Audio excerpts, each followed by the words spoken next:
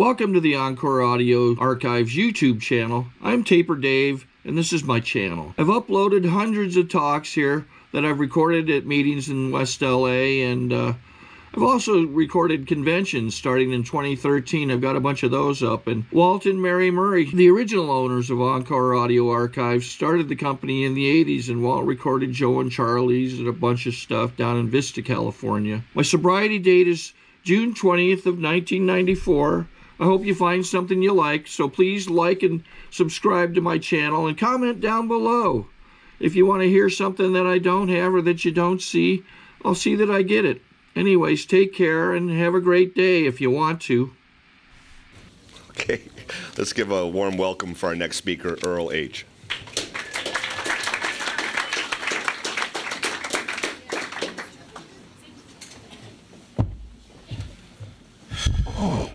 Hi, my name is Earl. I'm an alcoholic. Hi.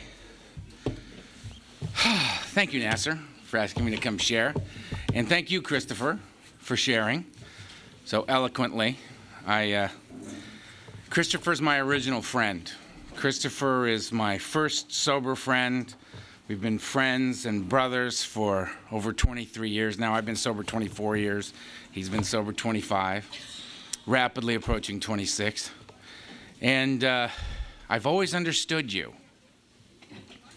That used to really concern me. Now I delight in it. What can I tell you? Colin is here. God almighty. I'd say Happy New Year, but I find that term alarming. Year? Happy New Year? I can't wrap a year. It's better. Hello, Saturday. That's good for me. I got to stay with today. I had my only New Year's resolution that I've made for the last, I think, 14 years has been less judgment, more tolerance, less judgment, more tolerance, less judgment, more tolerance. That's been my New Year's resolution for about 14 years now, the only one I make. And I seem to be inching in that direction. Just inching. Anyway, alcoholism. Yeah, I'm an alcoholic. I started drinking when I was 12 years old. I had waited as long as I possibly could. I had been restless, irritable, and discontented for some time prior to that. And when offered a drink, I said, well, yes, I would like a drink. It was a little cheap red wine, a little weed. They said, you want to smoke a joint? And I said, yes, I do. And I didn't even know what we were talking about. But something was seriously missing, and so we smoked a little weed and drank a little red wine, and I had a spiritual experience. I was comfortable standing where I was standing, doing what I was doing with the people I was doing it with, and I never felt like that before in my life. And so I did that every day for the next 16 years, no matter what. I was given many good reasons to stop along the way, and I didn't. I couldn't. I don't know when I crossed the line. I think I crossed the line the first day I ever drank because I just surrendered to it. It was just perfect. It was just perfect for me. And, can I say, 45 minutes to go. God almighty. Thank you for these CDs. They gave me very nice CDs. As some of the speakers I heard when I first came in. So I drank and used for 16 years and I came here. The end of the drinking. My drug of choice is what do you got? It's all anti-Earl medication. I like it all. I prefer down and out, alcohol, heroin, barbiturates. These are a few of my favorite things. These are the things that I love to do. My idea of a good night, sitting around checking my pulse. I don't need a window. I don't need a television. I don't need a woman. Just heart and lungs working, I'm happy. That's all I want happen. How are you feeling? Actually, I'm not. Do you have any hopes, dreams, aspirations of any kind? No, I don't. I like it right there, but if you don't have any of those things, I'll take a big bag of the cocaine. You know what I mean? If we can't go down, let's go up. Right? I'm happy to drive the freeways, decoding license plates. You know? Oh, that just never, it just never, if there's a comfortable buzz going up, it eludes me. I go from, suicidal depression to cocaine psychosis. I just go right there. I miss all the middle fun part. 6 black beauties and let's drive to Seattle. And off I go. We have a little methamphetamine section over here, I think. Yeah. Anyway, it's all anti-Earl medication. It's all the fear killer. I got to kill the fear. I'm self-centered, frightened alcoholic. I never measure up. I never add up. I compare my insides to your outsides, and I lose every time. Every time. I can't seem to make being in the world work for me. I was never able to do that. So I drank myself to death instead. And that's what I did. By the time I got sober, I'd broken 74 bones. I had over 650 stitches in me. Family was dead. Watched them all die right in front of me. I'd been locked in mental institutions. The feds had me for 30 years when I was 19 years old. And I used to tell people that I beat the case, which is crap. They screwed up, so I never had to go to trial. That's all it was. If they'd have done their job properly, I'd have gotten out recently. And it wasn't me being smart. It was me being shown mercy instead of justice one more time, which is pretty much the story of my life. Mercy rather than justice. I should have that tattooed on my forehead. Anyway, wow.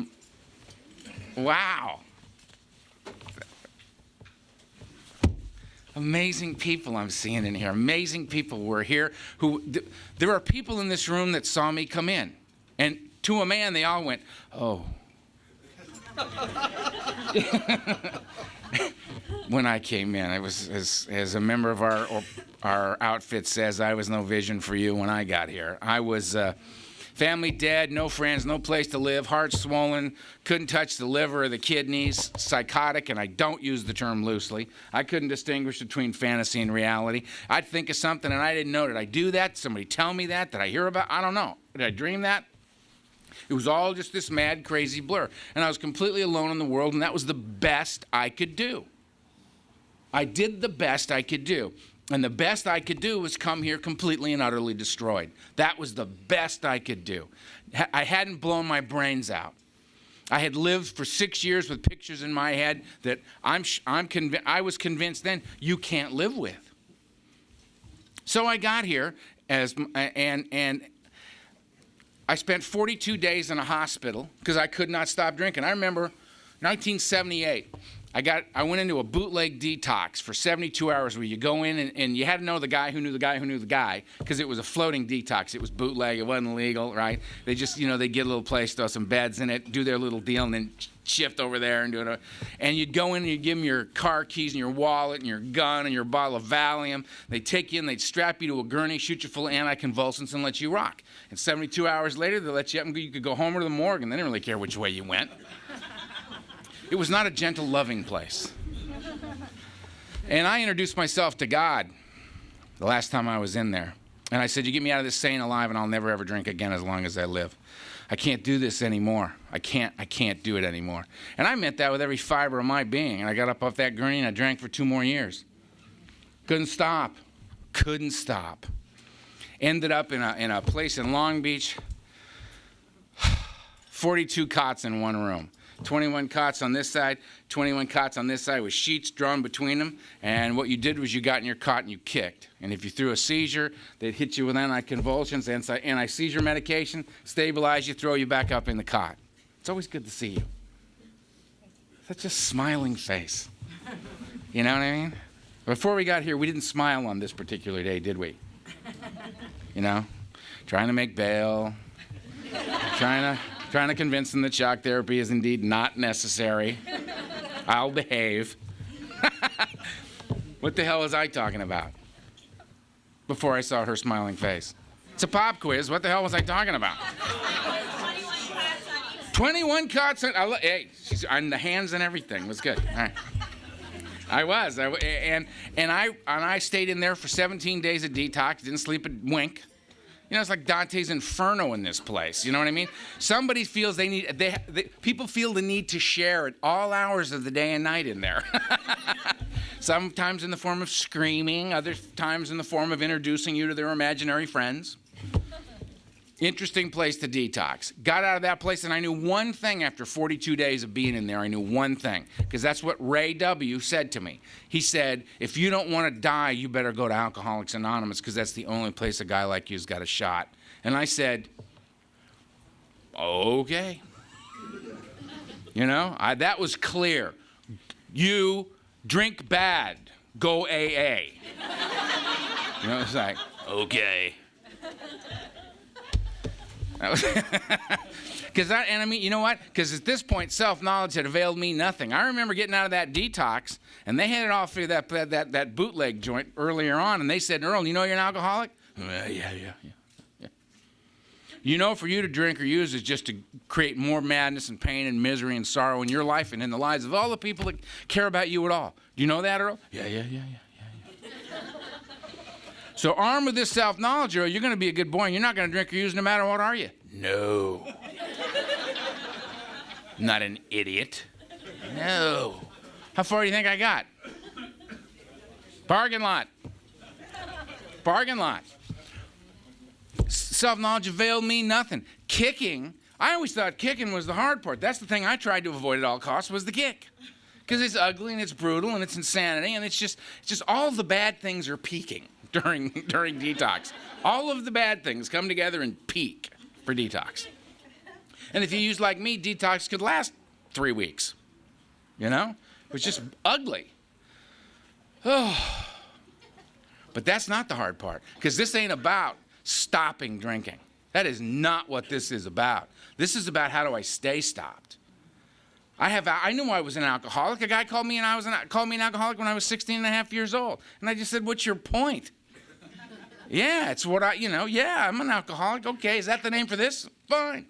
Then this is what it's what I do. It's not going to change anything knowing that. I knew I was an alcoholic. I didn't know what alcoholism was. I didn't know that I suffered from an allergy of the body and an obsession of the mind, and that the obsession of the mind was the greater aspect of my disease. It was the thing that made it impossible for me to kick and be comfortable sober. I couldn't just go kick and then go be comfortable sober.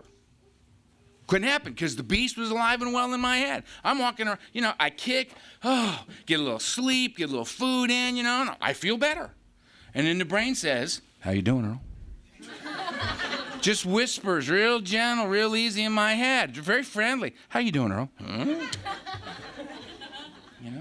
Seems you're having a bad day, and I don't know why that is, because you're a lovely person. You're just an absolutely lovely, wonderful person, and the world's just treating you like shit one more day, and I don't know why the world does that. It's like you got a bullseye on your back, and it just, one day right after one hour after another. It's a cruel world is what it is, though. It's a cruel world. It's a cruel world. And I can see you're very, very stressed out about it. And if I'm not mistaken, stress is a medical issue. And I'm here for you, and I love you. I've always been here for you. I always love you, and here's what we're going to do. Now, this could be 2 years sober with my sponsor standing right over there in a meeting of Alcoholics Anonymous with a commitment, with the sponsor, and I'm sweeping up. I mean, as deep into AA as I thought you could get. I didn't understand that was just deep in the fellowship. Didn't have anything to do with the program. And I could be in there, and this would be happening in my head. I'd just be thinking, well, yeah, that makes a lot of sense. But the thing is, that makes sense for the normal man. I don't know why, but it seems to always escape me that ain't me. I am not a normal man. I'm an alcoholic. I'm a drug addict. I love when they say in AA, don't drink or use no matter what. I want to pull, what? Are you kidding? If I could do that, do you think I'd be here? I'd be home not drinking or using no matter what. When newcomers called at 3 o'clock in the morning, suffering, whining newcomers, 3 a.m., who haven't done a goddamn thing all day in defense of their own sobriety, but feel like 3 a.m.'s a good time to give Earl a call. Right? Would I take that call? Hell no. Oh, yeah. Oh, sorry to hear that. Click. What are you doing? Home not drinking or using no matter what, because I can do that. I'm the opposite of that. I drink and use no matter what. Given a good reason to stop, I can't. That's the difference between me and the problem drinker. I don't have a problem with drinking. I have alcoholism. When I drink, I can't stop. I have never been able to say to you when we're going to start drinking now, Earl, and I say, delightful. Just a couple of questions, Earl. can you tell us how much you're going to drink so that we can be prepared for you? And can you let us know when you're going to stop so we can clean up? My response to that is, I'm sorry, I can't answer those questions. We're just going to have to wait and see. Because that's how I drink and use. I don't know. I can't honestly answer those questions. Can't do it. It's going to go till it stops. It's got nothing to do with me. I got no say in it whatsoever. I'm a passenger on this train. I am not the conductor. Beast is driving this train, right? So when I'm walking around with that beast in my head in an AA meeting, talking sweet to me, he makes sense. He's a voice that's been in my head since I was 12 years old. And until I address the obsession of the mind, I'm never going to be comfortable here, ever. And that's my experience. Standing around in AA meetings with the beast whispering, and I love you, here's what we're going to do about this stress that you're feeling. We're just going to have a couple of drinks. Now, take it easy. Don't overreact. We're really going to have to. Have you seen the apple martinis, Earl? They're lovely. And they're legal. They're legal. We're going to go down to the beach. Lovely hotel down by the beach. We'll sit in the lobby. There's a little bar there, little jazz playing. Very sophisticated. And have you seen how the glasses? They're perfect. It's actually an AA symbol upside down. It's a little triangle. I think in some way it's related. And what we're going to do is we're just going to go have a couple of those. And watch the glass bleed and everything. A guy will bring it to you in a glass and everything. It's lovely. It's lovely. That's what we're going to do. And we're going to unwind this spring inside you so that you can get healthy again. Because I'm here for you. I love you. Your sponsor's looking. Smile and wave. Smile and wave. Very good. Very good. Very good. Right? That's what it does to me. And I know you're kind of all hopped up on this A&A deal, so we're going to go out, have a couple of drinks, unwind the spring, level you right out, because I'm here for you, level you, then we're going to slide right back into AA, and everything will be all right.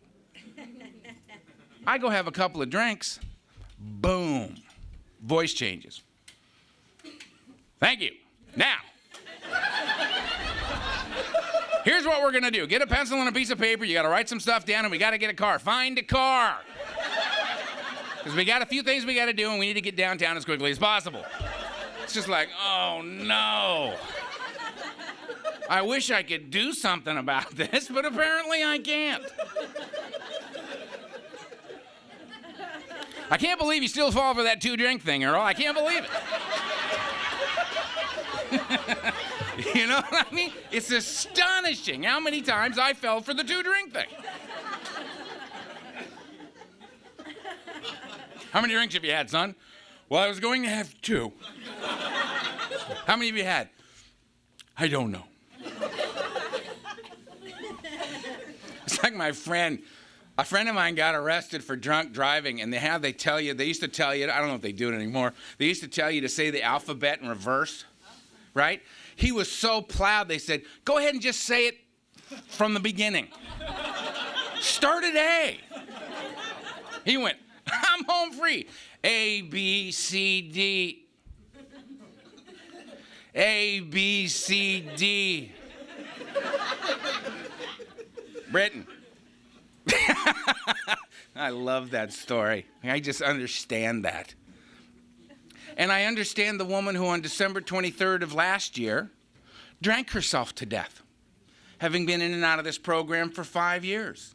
6 years, having been sponsored by my wife, on and off for whenever she was available for sponsorship for almost 6 years.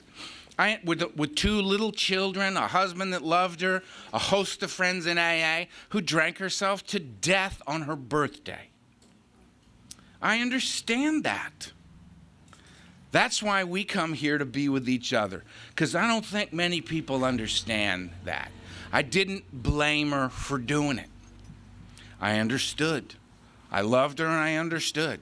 People say, do you think she did it on purpose? Do you think she killed herself that way? And I said, no, I don't. What I believe is that she wanted desperately to get drunk. And if it killed her, it killed her. I believe that her commitment to drinking far exceeded her commitment to her own life, the life of her children, the life of her friends or her husband, anything else. That was the most powerful thing in her, because that woman, God bless her, never, ever, ever was relieved of the obsession of the mind.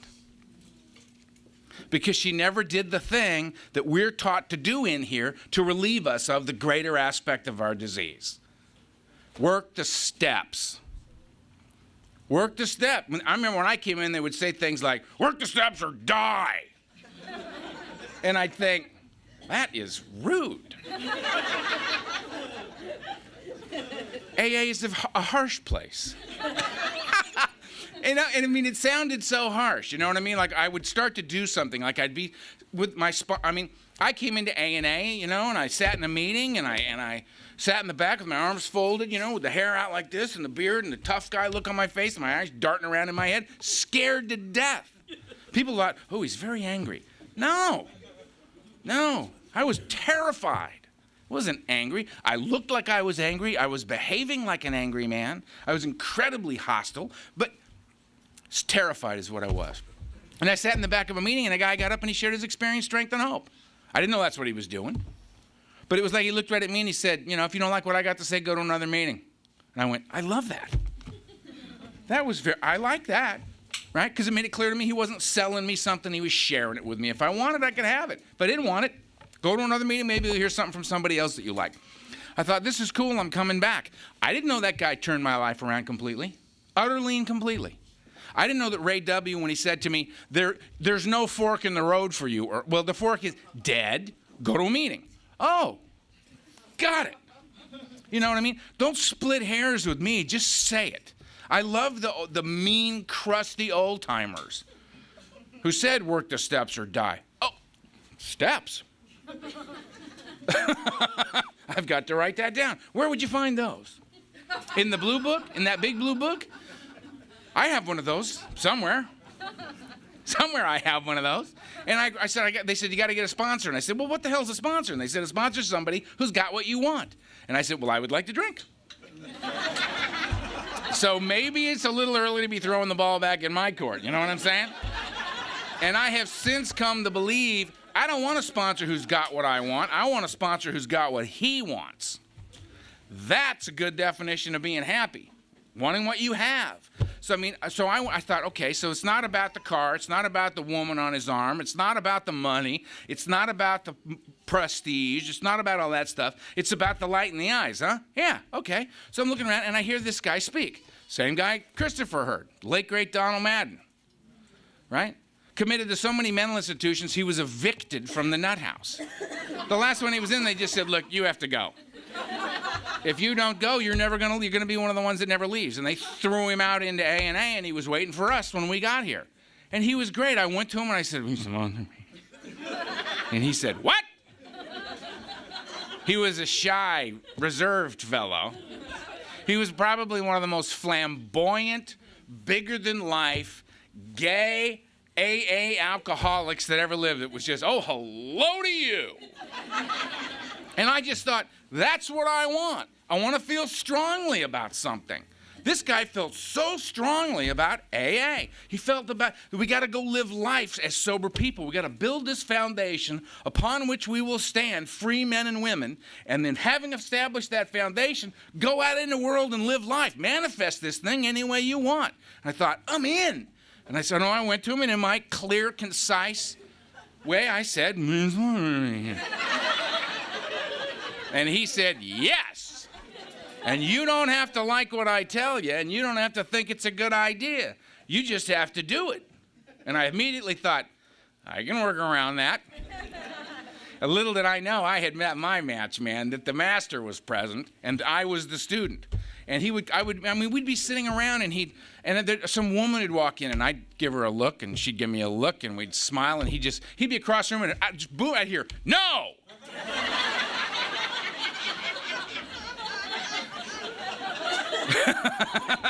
It's like, Jesus, okay. Take it down a notch, man. We don't do that here. I said, well, we're going to have to do that sometime if I'm going to stay here. And then he would say, he was perfect for me. I'd be 2 years sober standing in the back of Saturday Night Ohio Street because he decided one day, we're taking over Ohio Street. So, 90 of us go over there and elect him secretary, and we got all the commitments, and I'm the cleanup guy. And Christopher was co-secretary, and you know what I mean? He just told us, you're doing this and you're doing that. It was easy because he just said, you do that. He said, okay. And I would clean up, and we'd taken over Ohio Street. And I'm standing in the back one day, and speaker's up here talking, and I'm losing it in the back. I'd hit that wall that we're all familiar with where I can't go another step. I can't do another little A&A thing. I can't talk to another alcoholic. Please, God. I can't hear, if I hear a portion of chapter 5 again, I'm going to kill myself and several other people. Can't do this anymore. And I'm just in the back. I'm paralyzed, and I'm just caving into myself. Donald saw it. He knew what was happening to me. Normal people don't know what's happening. If you go out and stand on the street corner like this, people will walk by you all day long and never touch you and say, what the hell's going on there? In here we go, I know what that is. And he gets up, walks to the front of the room, interrupts the speaker. Says, excuse me. Speaker steps aside, he gets up to the podium, he goes, Earl! We're having a meeting. Right. And I mean, I don't talk to anybody, so the whole room's going, who the hell is Earl? Because I don't know anybody yet, right? And then one day he says to me, go talk to that guy, which was Christopher. I said, what the hell for? Just do it. Fine. So I go over and I walk up to Christopher and said, hi, I'm Earl Alcoholic. Donald said I should come talk to you. He's going, oh, hi, Earl, I'm Christopher. And I mean, and what was going on in my head was just like I need this guy. What the hell am I talking to this bozo for? He don't know nothing. And I'm tearing him to shreds in my head. While I'm saying, yeah, you, how was your day? You know, and he's on the other end going, who's this little shit? Right? I have a knife just for him.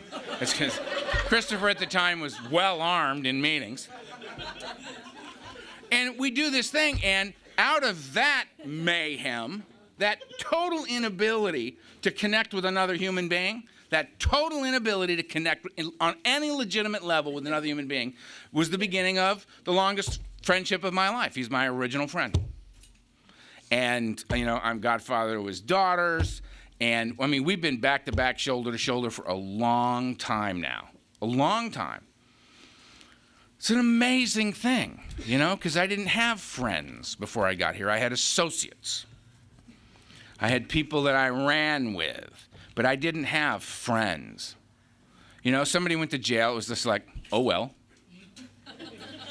You know, you're going to write him, you're going to go see him, you know, and when you were done laughing, you'd say, no. When you're here, you're here, and when you're gone, you're gone. The end. Don't care about people. No loving and being loved going on here. I don't do that. I've seen where that leads. I've seen the heartbreak of that. I've lost my family. They died in front of me. I'm not doing that anymore. I'm out, right? And now we've been friends for over 23 years. Chrissy's known me since the day I walked in. Donald Madden was in her life as well.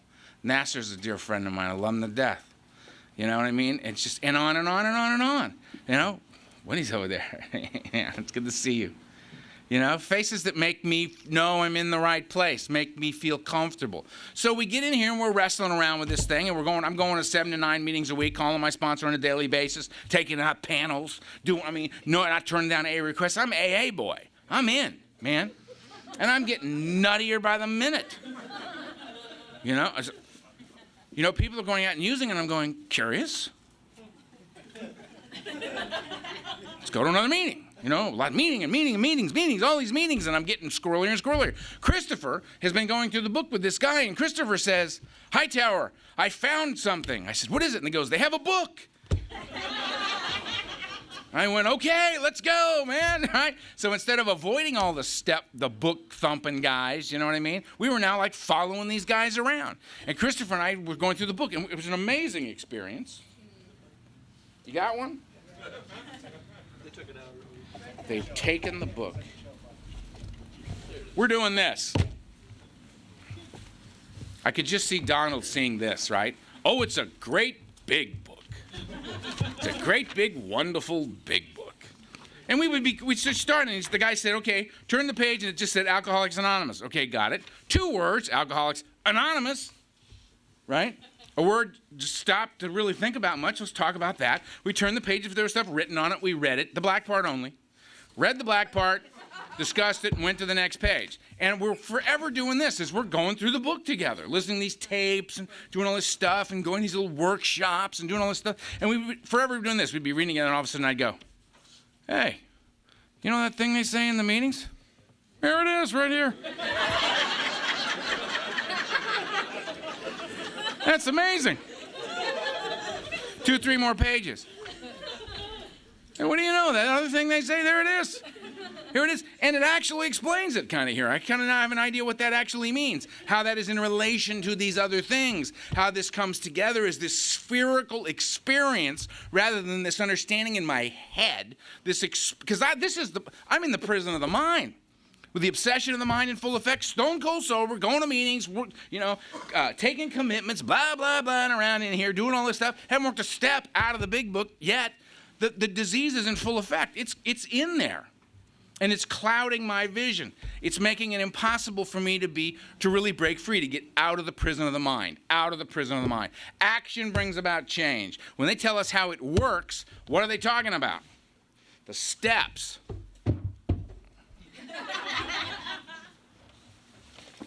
So, we do this whole thing. We go through the steps, and then we're told immediately, having done that, go grab some guys and go through the steps. So we grabbed up it was the motliest crew you've ever seen.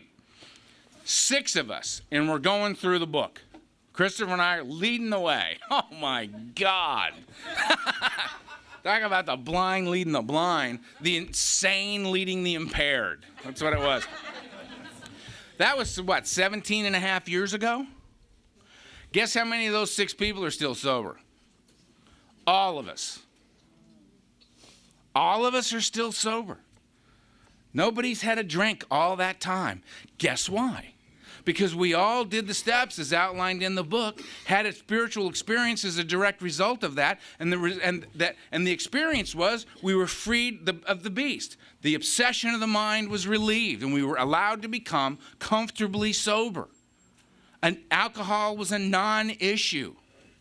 It wasn't about the alcohol or the using anymore. It's an amazing, and I can't tell you how many times I've been back through the steps again, as outlined in the big book, because that's what I take the guys I sponsor through. There's a legion of them. And that's what we do. And if you want to be sponsored by me, you go through the steps as outlined in the big book. You read the whole big book. Read the whole thing. Shocking, I know. That we would be asked, in order to save our lives, to be relieved of the absolute, utter madness of alcoholism and drug addiction, that we would be asked to read an entire book.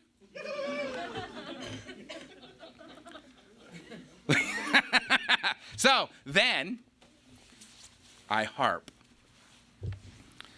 Kept going, and things changed. I mean, I'm looking at Christopher and I'm thinking, he's like scaring me.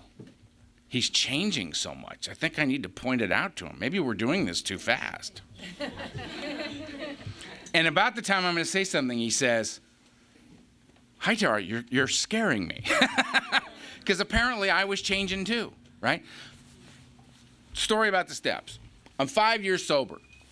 Donald sang to me. I called Donald and I go, they have these things like conferences. Conventions and stuff. Something's like bigger meetings, I guess. I don't know. Can I go? And he said, yeah. I said, great. I go down to the South Bay Roundup. Never been to one of these things. Go down by myself. I go work, meetings, home. Work, meetings, coffee, home. Work, meetings, coffee, home. That's all I've been doing for 5 years. Building the foundation. I go down to this thing. I slip in the back door. There's 2,500 alcoholics standing in one room. I just went, and just pinned up against the back wall, right? And there's a guy up there sharing. His name was Franklin W. from Olive Branch, Mississippi. And Franklin said, I'll sum up Alcoholics Anonymous for you in 6 words, those 6 words being, trust God, clean house, help others. And it blew the top of my head off. I thought, it turned out later on for me that that's exactly what the steps are about, me, God, and you. Step 1 is, what's the problem? Lack of power is my dilemma. Left to my own devices, I'm drunk every time. I'm powerless over alcohol. My whole life's unmanageable as a direct result of that one thing. Well, if that's my problem, what's my solution? Step 2, that a power greater than myself could restore me to sanity, soundness of mind, relieve me of the obsession to drink. So I know my problem. I know my solution. Now what? Well, you better make a decision to do something about it. Well, what should I do? Well, let's start with get out on your knees and turn your will and your life over to the care of a God you may or may not understand. Well, all right, but that sounds a little dangerous to me. So I got down with great trepidation. I got down, said the third step prayer, got back up, and then it says in the book, essentially, and I'm paraphrasing, we hope you were very serious about what you just did, which I think is the humor of the book. It's like, yeah, great, now you tell me. I already did it. I didn't know I was supposed to be very serious about that. So I do it, and then it says, okay, now you got to embark upon a plan of action, or all of this is a complete waste of time. 4 and 5, 6 and 7, 8 and 9. Got to do this right now. 4 and 5 is me, 6 and 7 is God, and 8 and 9 is you. Nobody else to play with. That's everybody. 4 and 5, I do a searching and fearless moral inventory on resentment, fear, and sex, 4 columns. Lay it all out, right? As it's outlined to do in the book. If it looks a little dicey in there, grab somebody that's been through it and knows how to do it. I would suggest doing it out of the book. I'm suggesting that like when you skydive and you leap out of the plane, they suggest you pull the ripcord. Same kind of suggestion. Do it out of the book, right? Having done that, I read it before God to another human being and get it out. Get it out. Amazing experience.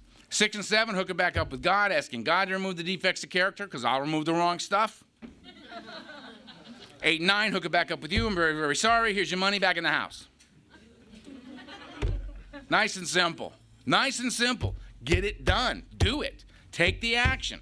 Very, very sorry. And amends means to change. So I'm very sorry I stole your car. I estimate the value of the car at $20,000 at the time of the theft. Here's a check, and if that's acceptable to you, I will pay you monthly until that amount is paid off. And I will not go steal your car and sell it to pay you for the car I stole from you. I'm not stealing cars anymore. Amends, change, I'm out.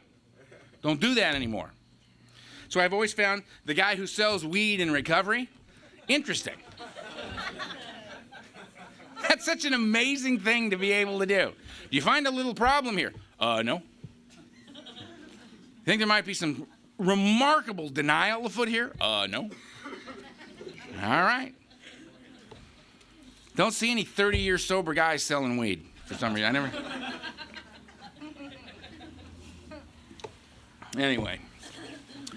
10, 11, and 12, keep me in the game. 10 me, 11 God, 12 you. Same stuff. Keep the ball rolling because I've just scratched the surface going through this. 10, I continue to take personal inventory. When I'm wrong, promptly admit it. And it's amazing how much, I'm 24 years sober, and it's amazing how many times I can say sorry in the course of a week. Oops, sorry. Oh, I'm sorry. That thing I just said, sorry. You know, it's not what I meant.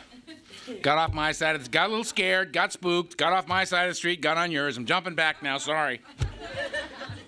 It happens a lot because I'm a work in progress. I mean, the process of this, Donald Madden used to say to me all the time, life takes a lifetime to live, right? And it was great. I mean, and I remember saying one day out of my mouth, the same thing, idea, the concept popped out. Sponsoring a guy who called me up and said, I've met her. And I thought, you mean you met her again? And I said, look, do me a favor. Don't just court her, get to know her, right? Move in with her, become engaged to her, marry her, have 3 children with her, grow old with her, and die with her this week. Don't do that, because that's how we are. I'm the guy. I go over to a friend of mine's house. I walk in. He's got a friend. I'd like you to meet my friend Brigitte from Brazil. Brigitte is attractive. Brigitte's a very attractive woman. I felt a little spark happen as I crossing the room to shake Brigitte's hand, having met her literally moments earlier. And as I'm crossing the room to shake her hand, I'm thinking, I don't know if I want to live in Brazil.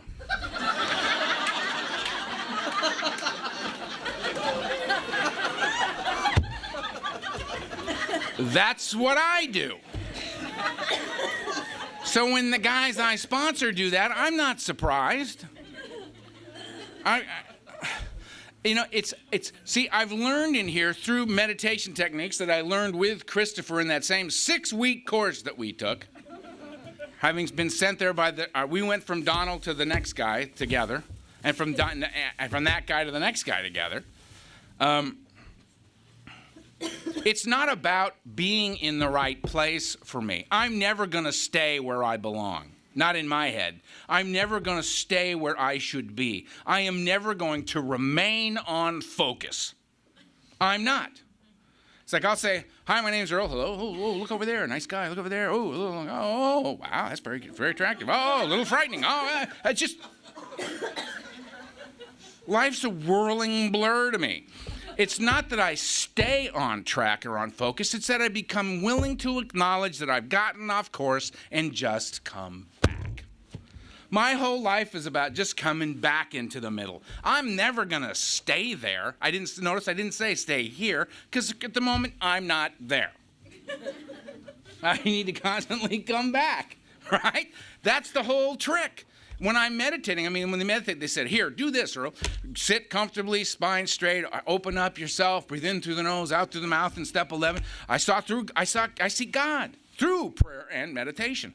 I pray for knowledge of his will for me and the power to carry that out. That's what I'm looking for. I'm looking for God's information about this Saturday. Not this new year, this Saturday. I can't do a new year. I can do Saturday. And I meditate so that when the answers come, I can hear them. I meditate to quiet the mind. Because the answers now, they don't come through the radio anymore. They come in a thought, an idea, an intuition, a sense of things. I find that there is this sense of actions that are beneficial to self and others as opposed to actions that are harmful to self and others. That there is that compass within me. That it's there, and I got to just get all the Earl stuff out of the way to find that. That's what I got to do, right? So, how long am I supposed to be up here? 5 more minutes. 5 more minutes. So,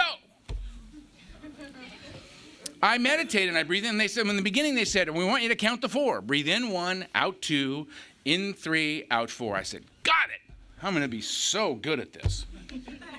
I sat down, and I went... 1. What am I going to do about dinner? Shit. Okay, start over. Okay. 1. The woman on the plane was very attractive. Shit. 1. My back is starting to hurt. Oh, man. I'm caving in over here. Focus. Okay, 1. Focused on what? Oh. I suck at this. So I went, and I'm taking the course, I'm doing the thing. Christopher's going to other universes. Christopher has seen the face of God. It's just like he's so good at it, and I can't get to 2. So I go, I suck at this. And the guys who know this stuff went, do you sit down and try it every day? I go, yeah. I go like 10 minutes of 1, and then I get up. And I go, and he goes, how you feeling? And I went, well, now that you mention it, not bad. Not bad. Because what happens is, he said, it's not about getting to 4. You're just so driven and maniacal and defiant to your very core. I go, yeah, I know all that, but I'm stuck. Why am I stuck on 1? He said, it's not about getting to 2 ever. It's never about getting to 2 or 3 or 4. It's about watching the thoughts in your mind, acknowledging the thought, having no judgment about it, no matter what it is, just seeing it there, letting it go, and coming back and breathing in 1. That's all. And I went, well, if that's what this is about, I'm really good at this. I'm so good, I never even need a 2. Because I leave on 1 every time. And then you just keep doing that, and then all of a sudden where it ends up is that you can get to a place with meditation, probably one of the most powerful things I've ever experienced in my life. Not probably, is one of the most powerful things in my life, where you can be doing anything can be going on, and I mean anything. And if you feel that you are out of center, you can close your eyes, breathe in, breathe out, open your eyes, and be coming from a different place. You can change your day like that. With it, it's a remarkable tool, and beginning a day with it seems to center it up. I don't pray so God can hear my words. I think God knows. I pray to a God I don't understand. It's just easier for me that way. If my understanding God is necessary, I'm screwed.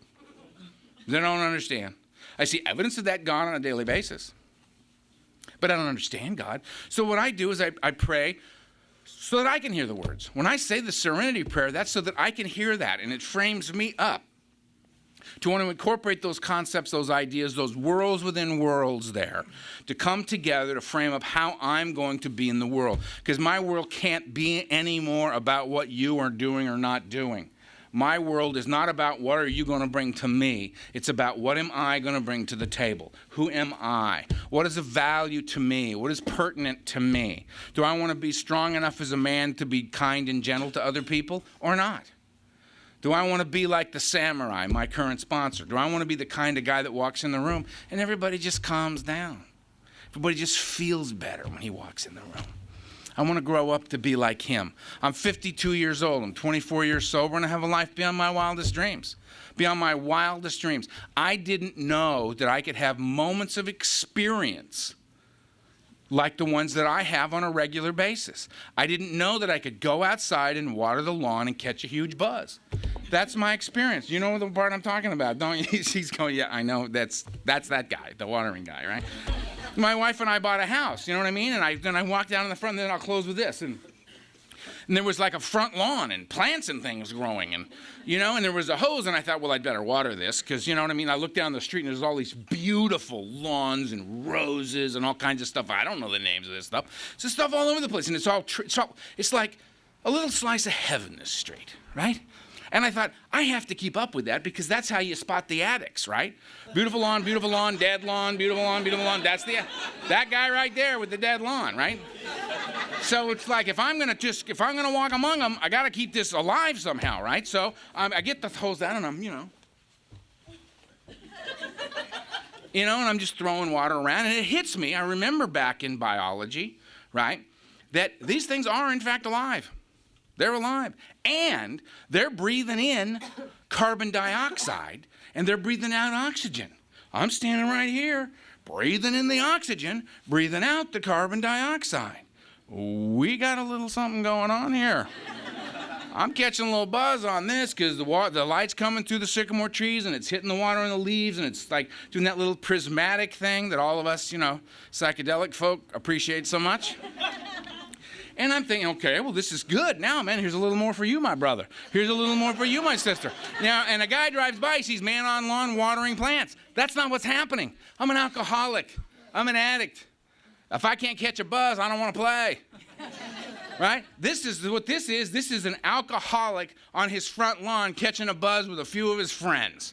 You may have to water your lawn. I get to. You may have to stand in line at the market. I get to, because I come from a place where those are impossible things to do. My life isn't about participating or being in the world, as Christopher talked about, at all. And now I am. And I go all over the world, and I meet people like you. And we're all the same, this common problem and this common solution. If you're new, wrap your head around the solution of this. Begin to wrestle with the concepts afoot in this A&A outfit. Do not worry about being any good at it or getting it right. If you just come in here and start to wrestle with it, if you get a sponsor that says, here, wrestle with this, here, wrestle with this, now come over here and wrestle with this, you're going to be okay. Because as much as we've heard the statistics and we know how many of us die and how many of us die and how many of us out there that die before they can ever even get to us, right? There is a line, it is the first sentence in the chapter 5, how it works. Rarely have we seen a person fail who follows our path. Trust God, clean house, help others. Mind, body, and spirit brought together as a whole human being. Balance, peace in the world, love and life. It's available. Comfortable, sober. But you got to come here and do the footwork. It ain't free. It ain't free. But it's the best buzz there is. It's nothing. If it wasn't this good, I'd go get loaded, because we're all going to die. Might as well go out like a bright light. No, man, buzz in here is good. It just keeps getting better and better and better. If it didn't, there'd just be a lot of people in here that have been sober a year 15 times. You know what I mean? But are people staying here because it works? It's a great, great deal.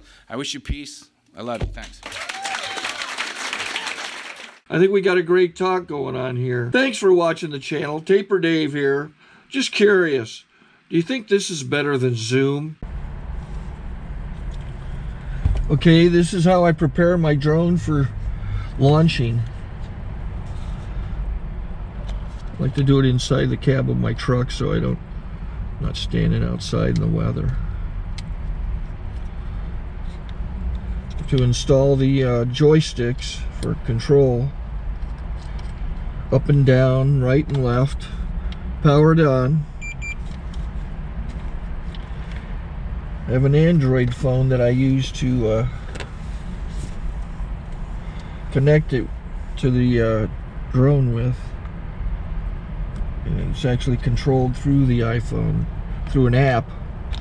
Oops, wrong way. It's actually controlled through the iPhone, or through this Android phone, through the app. It's actually controlled through the Android phone, through an app, and you connect it through this short connection right here.